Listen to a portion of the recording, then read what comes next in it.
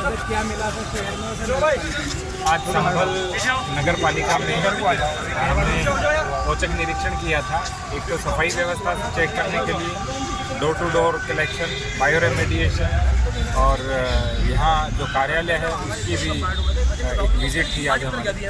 तो उसमें कुछ दिनों से शिकायत मिल रही थी कि डोर टू डोर सही ढंग से नहीं हो पा रहा है और बाद में ईओ साहब को भी हमने लगाया, लेकिन वो भी 2-3 बार उन्होंने बताया कि जो पुरानी एजेंसी लगी हुई है वो 1 साल के लिए लगी थी और लगातार उसका 5 बार कार्यकाल बढ़ाया गया। और चुनाव से पहले भी जो जिलाधिकारी महोदय थे उन्होंने कहा था कि चुनाव के बाद उनका कार्यकाल नहीं बढ़ेगा। तो अब तक टेंडर भी नहीं हो पा रहा था, इसलिए हमने यहाँ भ्रमण किया ताकि कोई एक अच्छी एजेंसी आए और डोर टू डोर कलेक्शन में बहुत अच्छा हो। सफाई व्यवस्था औसत पाई गई और कुछ जगह बहुत अच्छी थी। तो किस तरह से संभल क्षेत्र के अंदर सफाई सुधरे और door to door collection, bioremediation और अन्य जितने भी एसडीएम के अंतर्गत एक्टिविटी है वो सुधरे, इसी के तहत औचक निरीक्षण।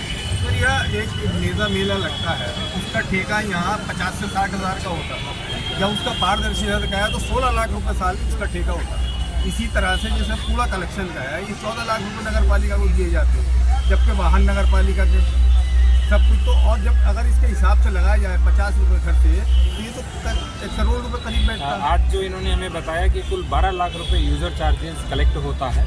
एजेंसी 37,000 घरों का यूज़र चार्ज कलेक्ट करेगी। कुल 37 वार्ड है, प्रत्येक वार्ड में 1,000 घर के हिसाब से।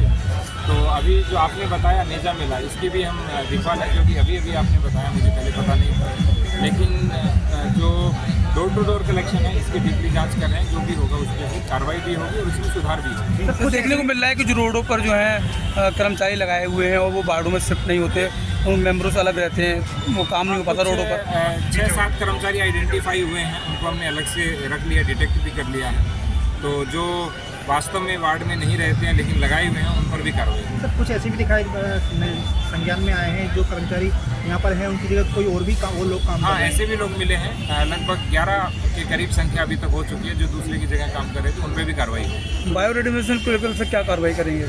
बायो रेमेडिएशन की एक एजेंसी लगी हुई है, अभी हमने पूरी टीम को लगाया है, वो चेक करे कि बायो रेमेडिएशन कितना चल रहा है।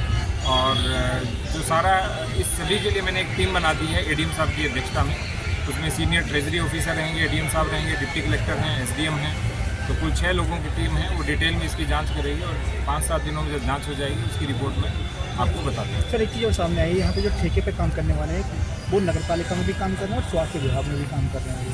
दोनों जो दोनों जगह से तो कठोर कार्रवाई की जाएगी, क्योंकि हम दोनों से क्रॉस वेरीफाई करा देंगे यदि ऐसा हुआ। ये सूचना मुझे अभी नहीं मिली। 3 से 4 घंटे आपने यहाँ पर निरीक्षण किया है, क्या अब तक का क्या मामला सामने आया था? किस चीज़ पर कार्रवाई, मेन चीज़ कार्रवाई मुख्य हमारा डोर टू डोर को लेकर के था, क्योंकि एक ही एजेंसी इतने लंबे समय तक रहना और 4 बार लगातार उसे एक्सटेंड करते रहना, ये जो वित्तीय नियम है उनके भी विपरीत है। और ऑडिट में भी जा रहा था बार बार, लेकिन इस पर निस्तारण नहीं हो पा रहा था। ईओ साहब अभी नए आए हैं, उनको मैंने कहा था कि जो शासन से आरएफपी आई है उसी के अनुरूप यहाँ पे जो डोर टू डोर का जो कॉन्ट्रैक्ट है वो जाना चाहिए और उसी के अनुरूप सफाई होगी। तो सर, जिस तरह उसी को हम इम्प्लीमेंट करेंगे। जिस तरह से एक ही फंड को लगातार बढ़ाया जा रहा है, तो क्या ऐसे में इसी की गहनता अधिकारी से लोग जांच भी की जा इसमें जिम्मेदार हैं? सर, इसी की गहनता से जांच की जा रही है, जो जिम्मेवार होंगे उनके खिलाफ कार्रवाई।